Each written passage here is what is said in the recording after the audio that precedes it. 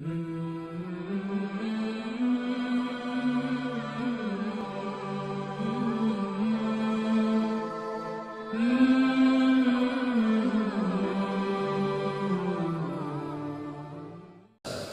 hal yang harus kita, itu sebenarnya 10 syarat ya. Lebih dalam lagi kita bahas teman-teman, ada beberapa permasalahan doa yang perlu kita bahas. Ini sering kita hadapi. Yang pertama yang saya ingin titik beratkan teman-teman, bagi siapapun yang merasa doanya belum diijabah, belum datang jawabannya, tadi sudah saya singgung sedikit ya, tapi saya lebih perdalam lagi. Yakinlah teman-teman, kalau antum sudah berdoa dengan baik, dengan santun, memenuhi syarat-syarat tadi semuanya, pasti diijabah. Kalau belum sekarang, besok. Kalau belum besok, lusa. Kalau ada yang tanya, lalu apa hikmahnya? Kenapa Allah tunda? Dengarkan hadisnya. Di dalam hadis yang sahih riwayat Imam Ahmad, kata Nabi SAW, sesungguhnya Allah bila mendengar doa yang indah dari hambanya, maka ia pun Allah menerlambatkan jawabannya. Tujuannya kenapa? Agar hamba tersebut tetap dalam doanya. Kalau misalnya teman-teman kita lagi sakit, kemudian kita mengatakan, ya Allah sembuhkanlah saya, lalu Allah sembuhkan, kira-kira kita masih berdoa?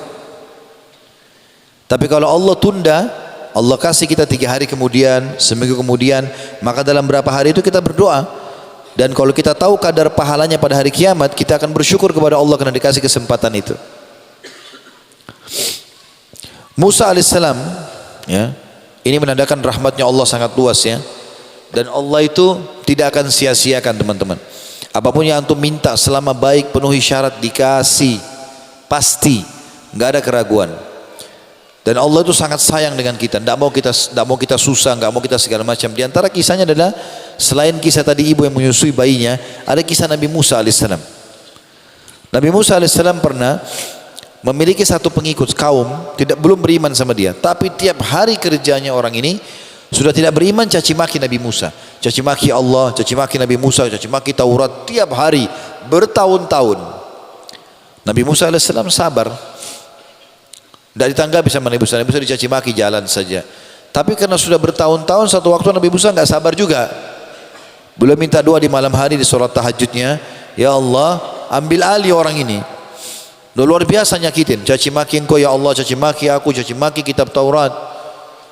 Maka Jibril datang mengatakan, hai Musa, Tuhanmu mengatakan, ya, orang itu sudah diberikan kepadamu. Terserah, kau mau berdoa apa Allah kabulkan. Kau mau Allah tenggelamkan, ditenggelamkan dalam bumi. Kau mau Allah matikan langsung mati. Mau disambar petir terbakar, Allah kasih. Terserah.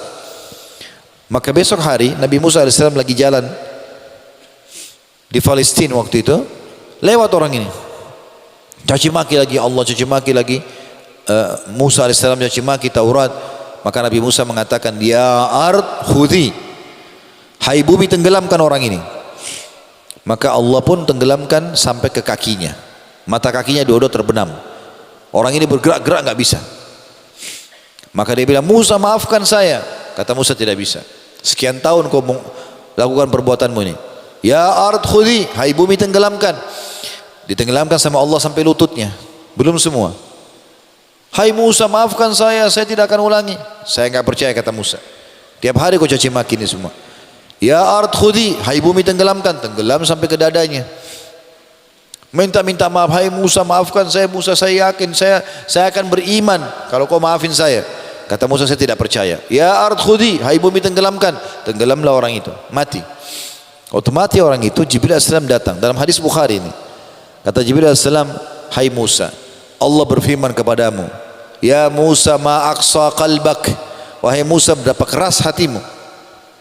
Andai saja dia minta kepadaku di awal permintaannya, minta maaf tadi waktu kakinya masih tenggelam mata kaki, aku sudah maafkan.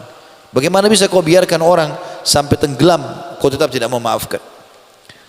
Tetapi subhanallah, rahmat Allah subhanahu wa ta'ala beda dengan manusia.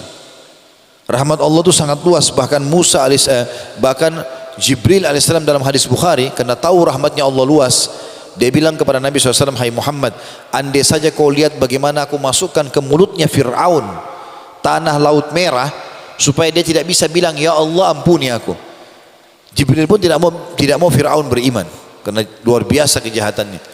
Dalam hadis Bukhari kata Jibril begitu, hai Muhammad, andai saja kau tahu bagaimana banyaknya tanah yang aku masukkan ke mulut Fir'aun, supaya dia tidak mengatakan, hai Tuhanku maafkanlah aku. Karena aku tahu begitu luasnya rahmat Allah subhanahu wa ta'ala. Itu masalah yang pertama teman-teman, yang kita perlu fahami. Kalau ada doa yang belum diijabah, berarti Allah hanya menerlambatkan saja selama antum sudah penuhi syarat. Pasti yakin akan terima, sekarang atau besok, lusa atau seterusnya.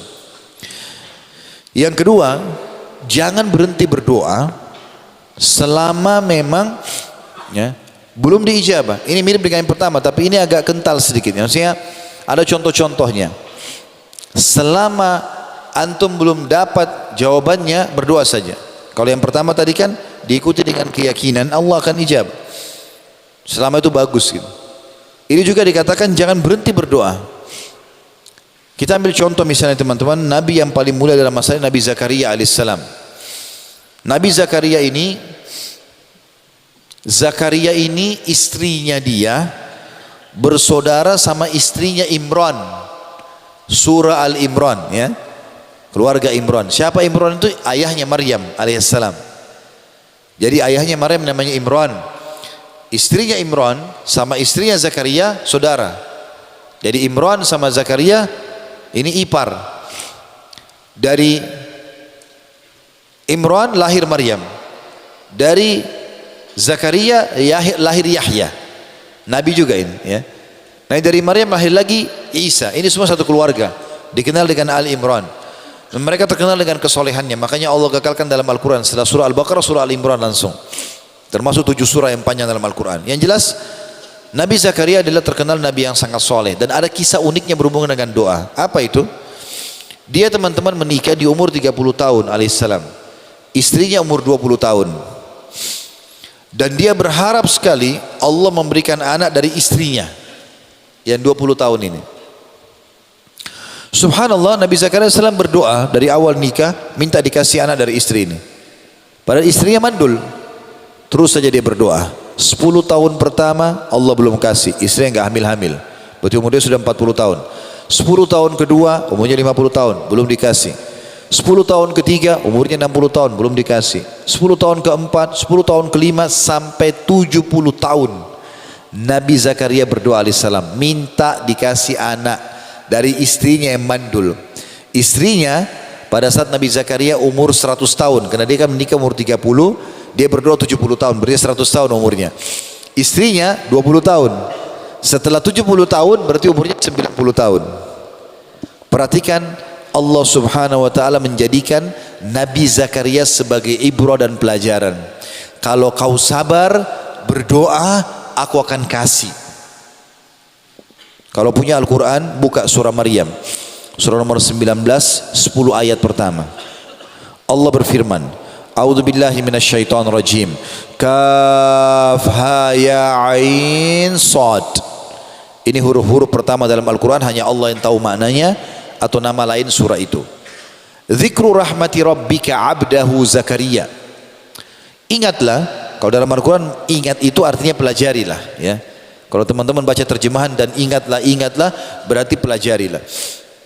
Rahmat Tuhanmu hai Muhammad kepada hambanya Zakaria. Kenapa Zakaria? Ada cerita apa ya Allah? Allah ceritakan.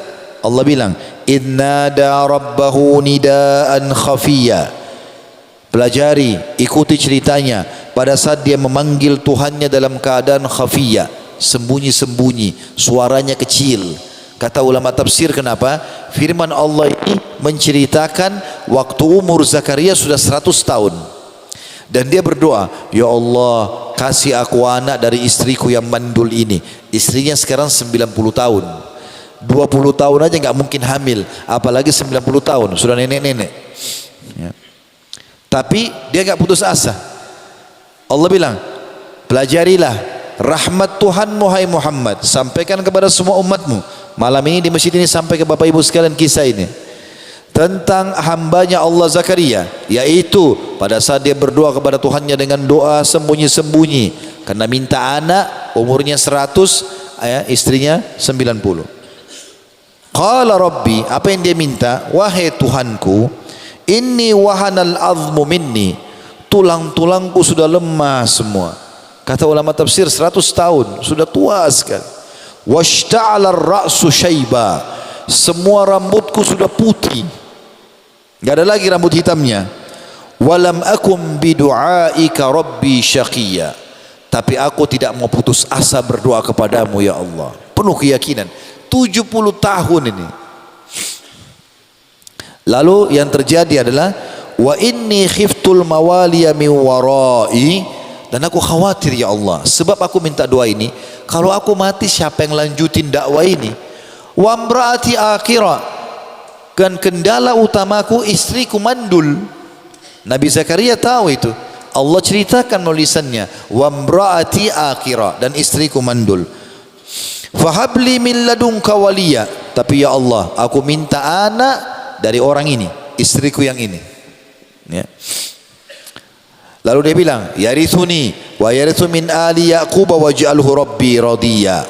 Jadikanlah dia mewarisiku dan mewarisi ilmu yang diturunkan dari keluarga Yakub, dan jadikan dia radiya, artinya anak baik.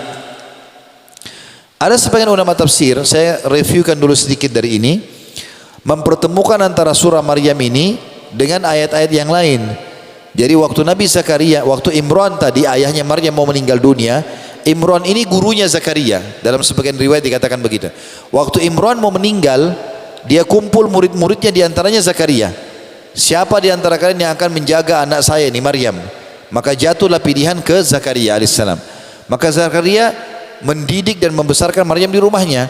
Yang unik, dalam Al-Quran dikatakan setiap kali Zakaria masuk ke dalam rumah kamarnya Maryam, ditemukan ada makanan. Kullama dakhala 'alaiha al-mihraba wajada indaha rizqa, kata Allah. Setiap kali Zakaria masuk ke kamarnya Maryam pasti dapat rezeki. Kata ulama tafsir, buah-buahan yang enggak ada di Palestina waktu itu. Buah-buah yang enggak ada, enggak pernah orang lihat. Lalu Zakaria tanya, "Anna laki hada ya Maryamu, anna laki hada?" Wahai Maryam, dari mana kau dapat ini? Qalat huwa min indillah. Maryam berkata, dari sisi Allah. Inna Allah yarzuqu man yasha' bighairi hisab. Allah memberikan rezeki siapapun yang tanpa hisab. Maka Allah bilang, hunalika da'a Zakaria rabbah. Pada saat itulah Zakaria berdoa pada Tuhannya. Dia minta juga dikasih keturunan. Dari sini ulama tafsir bilang, Nabi Zakaria subhanallah minta dikasih anak, mau laki-laki kah, mau perempuan kah, yang penting baik. Nabi Zakaria tidak rewel gitu. Lalu kemudian Allah ijabah setelah 70 tahun. Di ayat 7-nya, itu 6 ayat tadi semua permohonannya. Ya Zakaria, inna nubashiruka bi gulamin ismuhu Yahya, lam naj'al lahu min qablu samia. Wahai Yahya, kami menyampaikan kepadamu berita gembira bahwasanya kau akan mendapatkan seorang anak laki-laki. Kata ulama tafsir, subhanallah, kita kalau minta sama Allah satu, Allah enggak kasih satu, Allah kasih plus plus plus plus, asal sabar saja. Tadi saya bilang di awal pertemuan teman-teman, kalau kita sudah mulai ya Allah, Allahumma, ya Rabbi, berarti sudah ada garis finishnya itu. Tinggal antum sabar saja. Kalau antum sabar sampai garis klimaksnya, maka Allah akan kasih antum lebih dari permintaan antum. Nabi Zakaria minta anak, laki-laki ke perempuan terserah, yang penting soleh. Allah kasih dia anak laki-laki. Berarti akan banyak keturunannya nanti dan membawa nasabnya, gitu kan? Ditambah lagi ismuhu Yahya, Allah yang kasih nama langsung namanya Yahya. Kata Allah, ya, lam naj'al lahu min qablu samia, belum pernah ada orang bernama Yahya sebelum dia. Ini nama pilihan.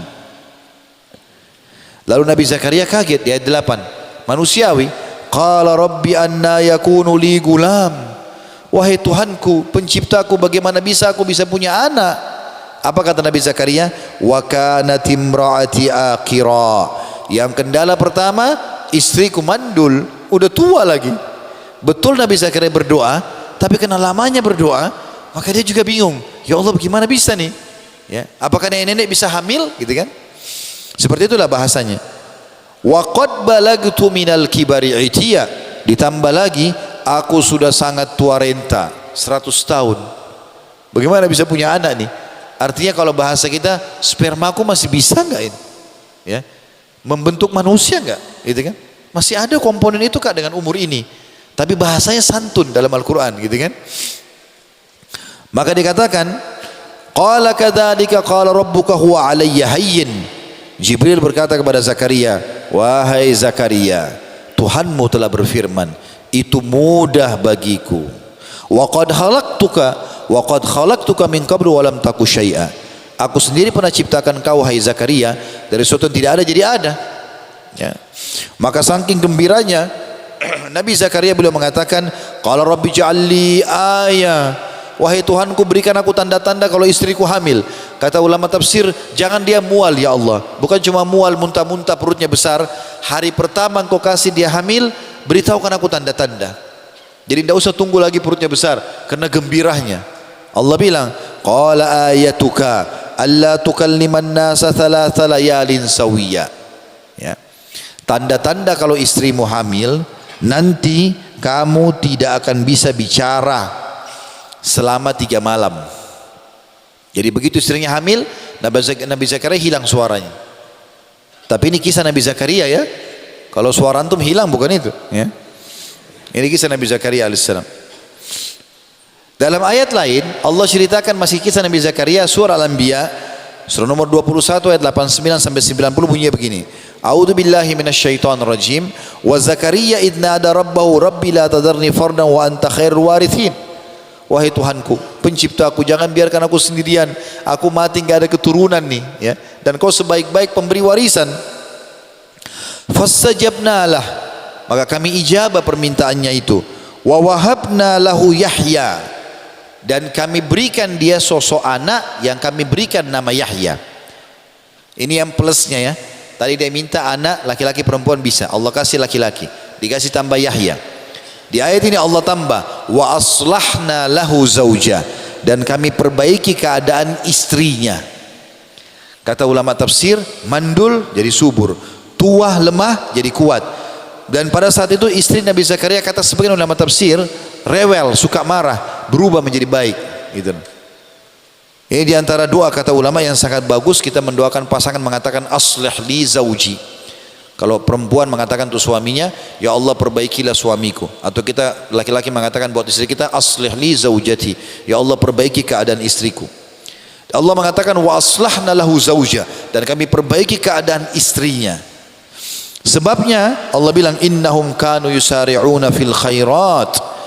Karena mereka kami ijabah begitu karena mereka suka berlumba-lumba dalam melakukan kebaikan. Wa yad'unana ragaban wa rahaba wa kanu lana khashiin, dan mereka selalu berdoa kepada kami penuh rasa semangat berdoa dan rasa takut tidak diijabah, dan mereka selalu khusyuk kepada kami. Itu pelengkap daripada bahasan surah Maryam, surah Al-Anbiya tadi. Juga dijelaskan plus yang lain. Ingat Nabi Zakaria hanya minta anak saja. Allah kasih anak laki-laki, Allah kasih nama Yahya ya. Allah perbaiki istrinya gitu kan. Nanti di ayat lain surah Al-Imran surah nomor 3 ayat 38 sampai 41, di situ Allah kasih lagi plus Nabi Zakaria karena dia sabar sampai Allah ijabah. Allah bilang a'udzubillahi minasyaitonir rajim, hunalika da'a Zakaria rabbah.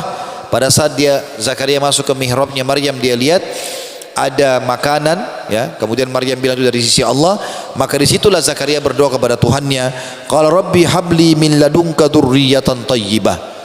Wahai Tuhanku, karuniakan aku dari sisimu keturunan yang baik-baik. Keturunan baik laki-laki perempuan tidak masalah. Innaka sami'ud du'a, kau sangat mendengar permohonan hamba-hambamu. Fanadathul malaikatu huwa qa'imun yusalli fil mihrab. Maka Zakaria pun dipanggil oleh malaikat Jibril alaihissalam sementara dia sholat di mihrabnya, tempat ibadahnya. Innallaha yubashshiruka bi Yahya, bahwasanya Tuhanmu Allah telah memberitakan berita gembira kepadamu tentang anak laki-laki bernama Yahya. Ini tadi sudah disebutkan. Plus yang lain, musaddiqan bi kalimatin minallah, pasti anak ini nanti akan membenarkan firman Allah. Tambah lagi, wa sayyidan, dan akan jadi tuan di kaumnya, wa hasuran, jadi pemimpin, wa nabiyan, dan akan menjadi nabi, minas salihin, dari orang-orang saleh. Kata ulama, Nabi Zakaria sabar sampai garis finish doanya. Allah kasih plus yang dia tidak pernah minta sebelumnya, anak laki-laki. dikasih nama Yahya, ya. Belum pernah ada nama seperti itu sebelumnya. Di ayat ini dikatakan juga dia akan jadi nabi, jadi orang soleh, jadi pemimpin, jadi orang kaya, jadi luar biasa. Ya. Lalu kemudian Nabi Zakaria mengatakan, "Qala rabbi anna yakunu li gulam?" Bagaimana aku bisa punya anak wahai Tuhanku? Wa qad balagani al-kibra wa imraati akhir. Aku sudah sangat tua dan istriku mandul. Qala kadzalika Allah yaf'alu ma yasha. Jibril berkata, begitulah Tuhanmu Allah melakukan apapun yang dia inginkan. Qala rabbi ja'al li ayah. Kalau begitu Tuhanku berikan aku tanda-tanda kalau istriku hamil. Qala ayatuka alla tukalliman nasa thalathata ayyamin illa ramza. Ini menafsirkan tadi surah ya Maryam. Yang tadi surah Maryam dijelaskan dia hanya tidak bisa bicara selama 3 hari, suaranya hilang. Di ayat ini dikatakan tanda-tanda kalau istrimu hamil kau tidak bisa bicara dengan orang selama 3 hari kecuali isyarat, ya. Wadhkur rabbaka katsiran, dan berzikirlah kepadamu dengan banyak hai Zakaria, wasabbi bil asyi wal ibkar, dan berzikirlah kamu di pagi dan petang hari. Kata ulama tafsir, kalau Zakaria mau berzikir keluar suaranya, tapi kalau mau bicara lain hilang suaranya, sebagai tanda-tanda kalau istrinya hamil. Tapi pelajaran berhubungan dengan masalah doa kita teman-teman sekalian, bagaimana Nabi Zakaria alaihissalam bersabar berdoa. Contoh yang lain, Nabi Ayyub alaihissalam. Ayyub alaihissalam ini ada istilah disebutkan teman-teman, di Indonesia pun ada itu ya. Kalau di Jakarta sering diucapkan, saya nggak tahu kalau di sini. Sabar Ayyub orang bilang. Maksudnya sabarlah seperti Nabi Ayyub. Memang kenapa? Memang Nabi Ayyub luar biasa sabarnya, ekstra. Kisahnya begini, dia mirip tadi dengan Nabi Zakaria, menikah di 30 tahun, istrinya 20 tahun. Nabi Ayyub ya alaihissalam. Agak berbeda kisahnya sedikit. Dia raja, dia pemimpin di kaumnya, dan dia kaya raya. Nabi Ayyub alaihissalam 4 kelebihannya. Sudah nabi, ya, sudah gagah, ya, keturunannya banyak, luar biasa. Istrinya juga cantik dan subur. Allah kasih dia selain harta melimpah, nama yang harum, kerajaan karena dia raja, nabi, dia pemimpin, itu kan? Dan dikasih oleh Allah anak 12 anak laki-laki, semuanya gagah-gagah dan pintar-pintar. Nabi Ayyub alaihissalam hidup 20 tahun makmur, 20 tahun. Dia nikah umur 30, istrinya 20. Sampai umur 50 tahun. Nabi Ayyub menikah umur 30 tahun, 20 tahun dia makmur, nggak ada masalah hidupnya. Bersampai umur berapa? 50. Istrinya umurnya 40. Hari pertama di tahun 51 dari umurnya, dalam 3 hari Allah hilangkan semuanya nikmat itu. Semuanya. 3 hari. Hari pertama Allah kasih Nabi Ayyub alaihissalam penyakit kusta, lepra. Menular, semua badannya rusak. Dari kepala sampai kaki. Rambutnya rontok semua. Rambutnya rontok, menular, semua kaumnya lari, nggak ada yang mau dekati Nabi Ayyub alaihissalam. Hari pertama hilang semua ini. Orang dulunya tadi dekat, nyanjung, hilang semua, pergi. Hari kedua dari umur yang 51 ini, anaknya yang 12 orang lagi makan di satu ruangan, rubuh atap rumahnya, mati 12-12-nya. Hari kedua nggak ada anak, anaknya mati semua. Ada orang mungkin anaknya mati 1, 2, ini 12 mati semua. Nggak ada penyakit, nggak ada apa ini. Hari ketiga Allah datangkan hama dan badai. Uniknya hanya kena perkebunan dan peternakannya Nabi Ayyub. Kaumnya nggak ada yang kena. Semua ratusan unta, sapi mati. Semua pohonnya habis kena hama. Dalam 3 hari habis semuanya. Tapi subhanallah, Nabi Ayyub alaihissalam menyambut dengan senyum, tidak pernah keluh kesah, lisannya diam, tetap berzikir, ikhtiar ya, dia coba berobat tapi nggak pernah keluh kesah. Istrinya juga tinggal sama dia, cuma berdua, nggak ada orang temani sama sekali. Berjalan kurang lebih 18 tahun, 18 tahun tidak ada keluh kesah. Istrinya bilang, wahai Nabiullah, baik istrinya, salihah, sabar sama dia, masya Allah. Saya mengatakan, wahai nabinya Allah, mintalah kepada Allah berdoa, minta sama Allah supaya diangkat penyakit Anda. Gak usah minta anak, gak usah minta harta, saya siap sabar supaya Anda sembuh bisa berdakwah lagi. Itu saja. Apa kata Nabi Ayub alaihissalam? Wahai istriku, berapa tahun dulu kita dalam nikmat? Kata istrinya 20 tahun. Sekarang berapa tahun?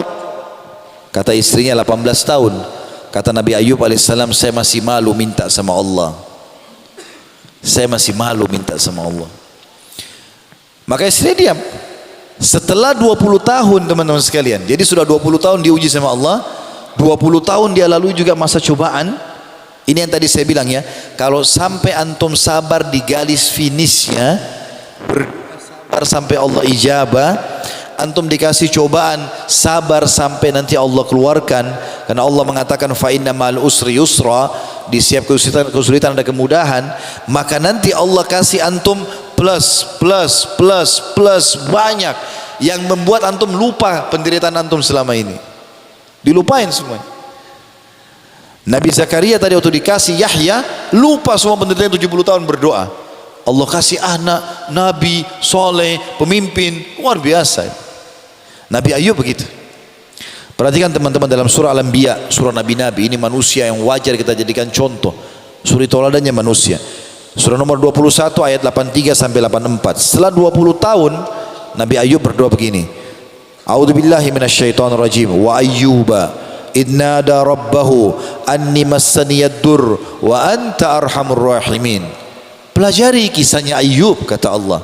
Sewaktu dia berdoa dengan Tuhannya, dia mengatakan, wahai Tuhanku, aku telah ditimpa sakit ini, tapi kau zat yang maha penyayang. Apa makna kalimatnya kata ulama tafsir? Nabi Ayub enggak bilang, ya Allah, kau sudah kasih saya nikmat 20 tahun, sekarang kau kasih cobaan 20 tahun, sudah imbas nih ya Allah. Enggak bilang begitu. Dia bilang, ya Allah, aku telah ditimpa penyakit dan kau zat yang maha penyayang. Artinya kalau kau mau angkat silakan, kau masih mau coba saya enggak masalah. Apa yang terjadi? Kata Allah, fastajabna lah, maka kami ijabah permintaannya. Perhatikan, tadi Allah hilangkan nikmatnya Nabi Ayub berapa hari? 3 hari. Masih hidup gak ini? Hah? Masih hidup ya? Jangan sampai antum mengkhayal orang. Saya sudah seru-serunya cerita ternyata mengkhayal kemana-mana. Tadi nikmatnya Nabi Ayub diangkat oleh Allah dalam 3 hari. Sekarang setelah 20 tahun Nabi Ayub sabar, Allah kembalikan semua dalam 3 hari juga. Dan double. Perhatikan, Allah di hari pertama, kan dia tadi nikah 30 tahun, nikmat 20 tahun berarti 50 ya. Dicoba 20 tahun berarti sekarang umurnya berapa? 70. Hari pertama tahun 71 Allah munculkan di bawah ranjangnya Nabi Ayub mata air. Lalu Allah suruh Nabi Ayub mandi dengan mata air itu. Begitu diusap badannya, hilang semua kustanya. Tumbuh rambutnya lebih gagah daripada 20 tahun yang lalu. Satu hari. Hari kedua kaumnya dengar semua, oh Nabi Ayub sudah sembuh. Datang semua. Apa yang mereka lakukan? Seperti kita biasa kalau orang datang kepada tokoh masyarakat. Ada yang bawa unta 3 ekor, ada yang bawa sapi 5 ekor, ada yang hadiahkan kebunnya karena gembira. Gara-gara hibahnya orang ini, pemberian orang, maka hartanya Nabi Ayub di hari kedua itu lebih banyak daripada 20 tahun yang lalu. Pemberian orang, gak kerja apa-apa. Sampai sebagian ulama mengatakan Allah membiarkan kaumnya kerja 20 tahun kumpulin harta untuk Nabi Ayub. Nabi Ayub dicobaan, mereka kasih semua itu. Kekayaannya double. Hari ketiga, istrinya yang umurnya sekarang sudah 60 tahun hamil, melahirkan kembar-kembar sampai dapat 24 anak laki-laki.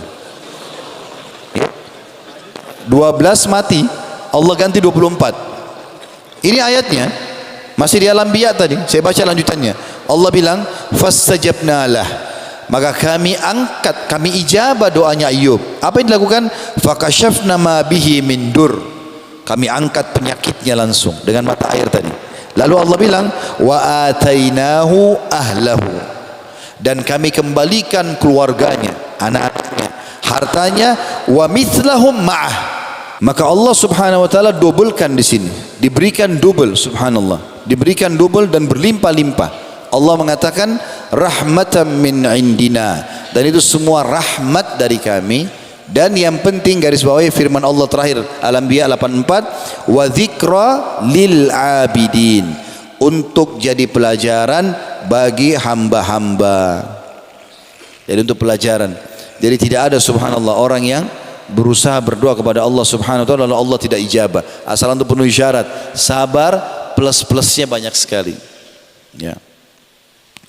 Kita lihat kisah yang lain Nabi Yunus alaihissalam.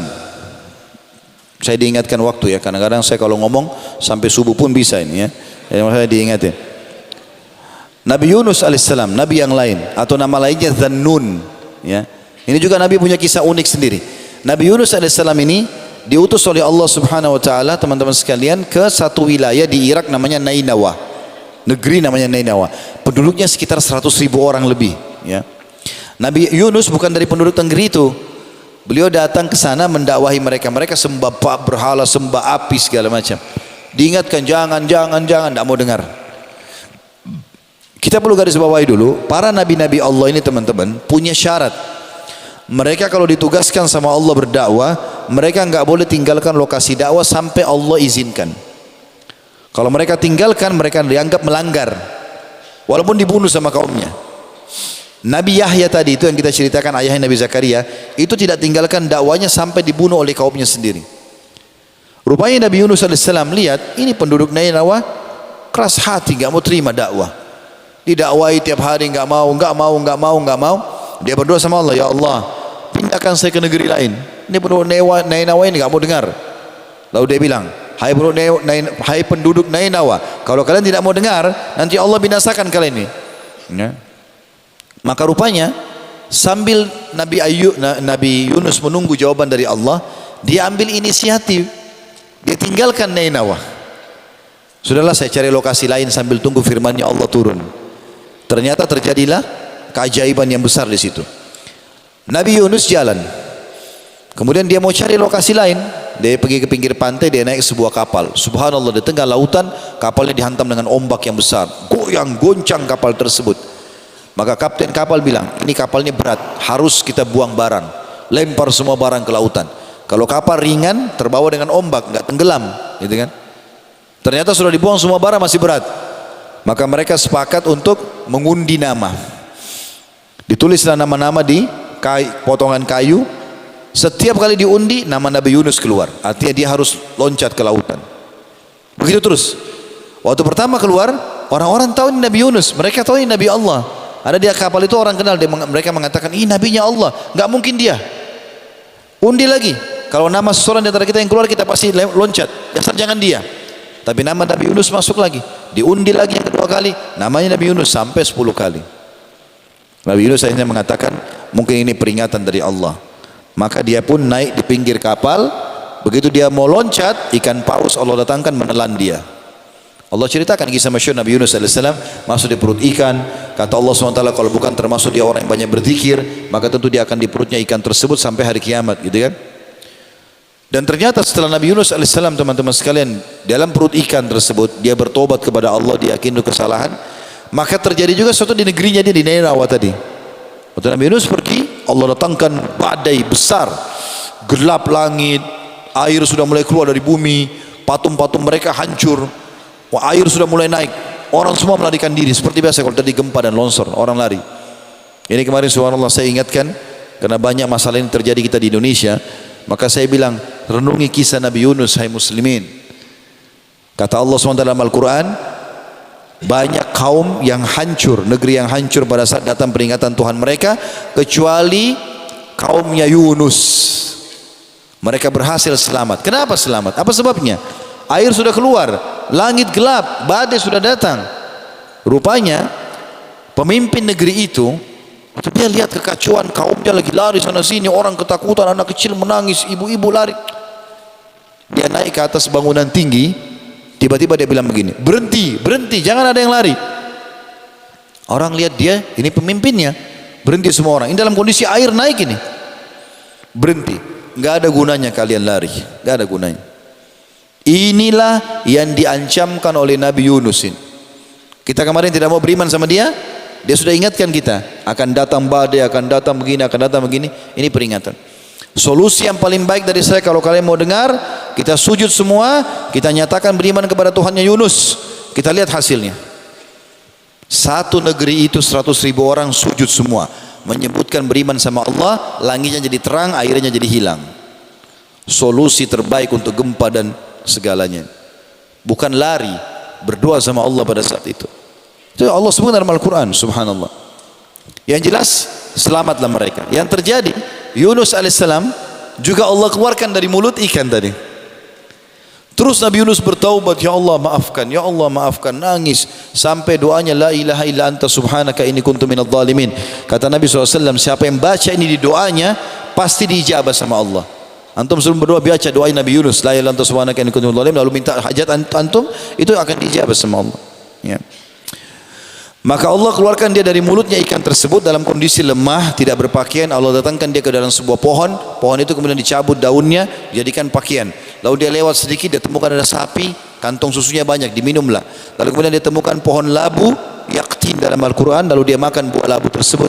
Kemudian dia pulang ke kaumnya. Dia kembali ke Nabi. Dia niat ingin berdakwah, sementara kaumnya juga sudah beriman.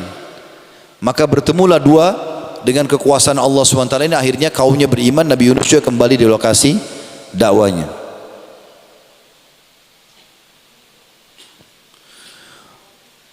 Dalam surah Al-Anbiya, surah nomor 21 ayat 87 sampai 88, Allah cerita tentang Nabi Yunus alaihissalam. A'udzu billahi minasyaitonir rajim. Wa dhannuni idh dhahaba mughadiban fa dhanna an lan naqdira alaihi fanada fid dhulumat alla ilaha illa anta subhanaka inni kuntu minadh dhalimin fastajabna lahu wa najjaynahu minal gham wa kadzalika nunjil mu'minin. Dan Dhannun atau Yunus pada saat dia pergi meninggalkan kaumnya dalam keadaan marah, dan dia mengira kami tidak akan menghukumnya atau mempersempit untuknya, maka dia pun memanggil kami dalam kegelapan, tidak ada Tuhan yang berhak disembah kecuali Engkau ya Allah, Maha suci Engkau, aku termasuk orang-orang zalim. Dia akui kesalahannya, dia berdoa sama Allah, dia mengaku kesalahannya. Maka Allah bilang fastajabna lahu, kami ijabah dia dan kami keluarkan dia dari permasalahan. Wa kadzalika nunjil mu'minin, dan begitulah kami selamatkan orang-orang beriman. Dan masih ada surah Yunus ya, yang lain diceritakan dalam surah Saffat, surah 37 ayat 139 atau 1 sampai 148. Tapi ini kena cukup panjang, maka saya cukupkan dengan tadi itu tentunya teman-teman, karena masih ada beberapa poin yang saya ingin titik beratkan. Kata Ibnu Qayyim rahimahullah, ya, setelah kita sebutkan kisah-kisah Nabi tadi, perumpamaan hamba yang belum Allah Maha Tinggi beri jawaban doanya seperti seorang anak yang ibunya sedang marah padanya, lalu ibunya mengusirnya keluar rumah dan menutupkan pintu rumah untuknya. Kira-kira apa yang akan dilakukan oleh sang anak? Apakah ia pergi atau ia akan meminta maaf dan memohon pada ibunya agar dibukakan pintu lagi? Tentu jawabannya dia akan memohon. Kata Ibnu Qayyim, yang pasti si anak akan terus minta maaf dan memohon pada ibunya agar dimaafkan dan dibukakan lagi pintu rumah. Dan ketahuilah, saat si anak terus memohon, maka hati sang ibu tersentuh dan tidak tega bila tidak memaafkan dan membukakan pintu lagi untuknya. Yakinlah Allah Maha Pengasih, jauh lebih mengasihi daripada ibumu. Maka bila belum kelihatan jawaban, maka lebih giatlah dalam berdoa. Terakhir teman-teman sekalian, kita tutup dengan ini, beberapa doa-doa pilihan. Semua doa mulia, ya. Tapi ada beberapa doa menggabungkan banyak kebaikan. Seperti misalnya, ada pernah sahabat berkata pada Nabi SAW, ya Rasulullah, beritahukan kepadaku doa yang bisa menggabungkan semua kebaikan dan melindungi aku dari semua keburukan. Doa satu, tapi bisa gabung semuanya. Kata Nabi SAW, bacalah, Allahumma inni as'aluka, ya Allah aku memohon kepadamu, khaira, yang terbaik, ma sa'alaka minhu nabiyyuka wa abduka, yang telah dimohon oleh hambamu, ya, dan nabimu Muhammad sallallahu alaihi wasallam.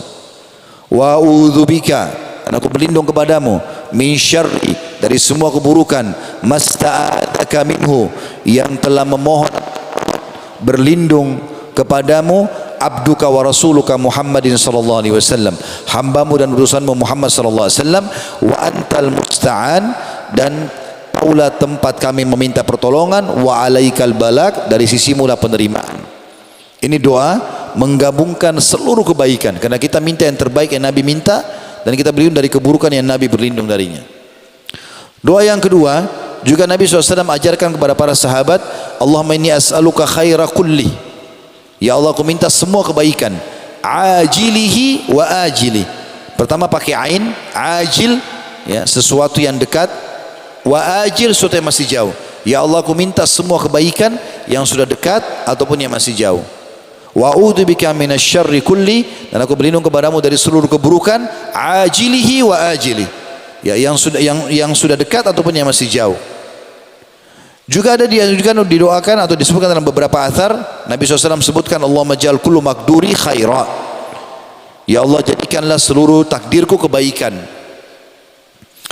Juga doa yang masyhur ya, yang Nabi SAW katakan, bacalah kalau kau sedang ingin supaya tidak diangkat nikmat darimu, Allahumma inni a'udzubika min zawali ni'amik, ya Allah aku berlindung kepadamu jangan sampai kau angkat nikmat-nikmatmu dariku, wa tahawuli afiyatik, dan beralihnya sehatku kepada sakit, wa fujaati nikmatik, dan tiba-tiba cobaanmu datang, wa jami'i sakhatik, dan semua murkahmu. Dan masih banyak tentu sekian banyak doa, di antaranya Rabbana atina fid dunya hasanah, Rabbana fil wadai, dan semuanya ini ada, tapi ini di antara doa-doa yang merupakan pilihan yang saya masukkan dalam tulisan saya.